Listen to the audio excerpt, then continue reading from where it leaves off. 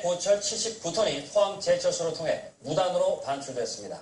석 달이 지났지만 수사는 늦어지고 있고 제철소의 보안 관리도 허점이 드러났습니다.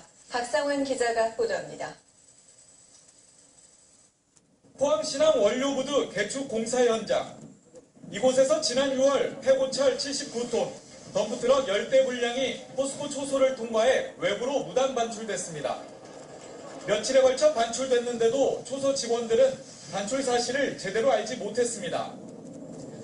부두작업 폐고출을 외부로 반출하기 위해서는 포항제철소를 경유하거나 항만 정문을 통과하는 경로뿐입니다.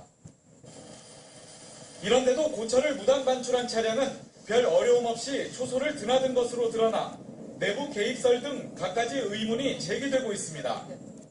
항만청 부두 공사 관련 고철인데 왜 포센에서 관리를 관여하느냐, 그러면서 저희한테는 관여하지 말라는 식으로 전화가 왔기 때문에 현재 경찰은 수사를 진행하고 있다지만 사건 발생 2달이 지나도록 관련자 소환 조사는 늦어지고 있습니다. 다음 주에 종결된다. 다음 주에 종결된다. 이러면서 지금 4주째 지금 수사가 지금 종결 안 되고 계속 진행 중에 있는 걸 알고 있습니다. 경찰 관계자는 사건 관계자들의 문자 메시지와 SNS 대화 내역 등 디지털 분석 조사량이 많아 시간이 걸릴 뿐이라고만 말했습니다. 포스코 측은 이번 사건과 관련해 사건 당일 초소 근무자 7명의 책임이 크다며 출입 제한 조치를 내렸고 보안업체 포센 측은 이들을 모두 해고했습니다. MBC 뉴스 박상환입니다. 고철 무단 반출을 이유로 해고당한 근로자들은 포스코를 상대로 임금 소송을 냈기 때문에 보복성 징계를 받았다며 반발하고 있습니다. 업체 측은 고철 무단 반출에 대한 책임을 물어 근무자들을 해고했으며 임금 소송과 관련이 없다고 밝혔습니다. 장성 기자가 보도합니다. 포센 측은 사건 당일 초소 근무를 했던 이모 씨 등 7명이 고철 무단 반출 차량을 적발하지 못했다며 한 달 전 모두 해고했습니다. 사건 관련자들의 진술이 엇갈리고 경찰의 수사 결과도 나오지 않은 상황에서 서둘러 이루어진 조치입니다. 하지만 해고된 이 씨는 자신은 문제의 차량을 적발하는 데 기여했는데도 해고됐다며 억울하다는 입장입니다.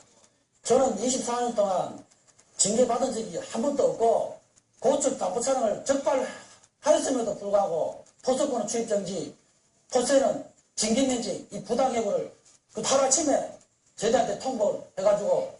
다른 해고자들도 일부 잘못은 인정하지만 화장실도 없는 초소에서 혼자 근무하면서 통행 차량을 100% 확인한다는 건 힘들다며 해고 징계는 지나치다는 입장입니다. 특히 해고자 7명 가운데 6명은 공교롭게도 포스코를 상대로 임금 관련 소송을 낸 상태여서 보복성 징계라는 의혹까지 제기되고 있습니다.